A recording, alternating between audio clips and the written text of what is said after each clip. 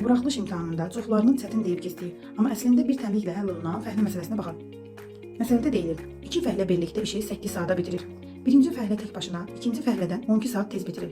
Birinci fəhlənin bu işi tək başına neçə saata bitirəcəyini tapın.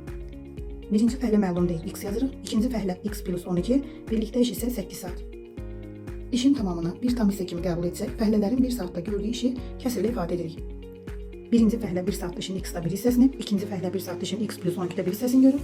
İkisi birlikdə 1 saatda işin 8-də 1 hissəsini görür. Fəhlələrin 1 saatlıq iş güclərini toplayıb, birlikdə gördükləri işin 1 saatlıq hissəsinə bərabər edirik. Daha sonra bu təmiyi həll edirik ortaq məxrəc gətirməklə. Ortaq məxrəc edib sadələşdiririk. Daha sonra çarpaz vururuq. Sadələşdirib kvadrat təmiyi gətiririk. Köklərini bir teoreminə görə tapırıq. Köklər olur 12 və -8, -8 kənar kökdür, götürmürük.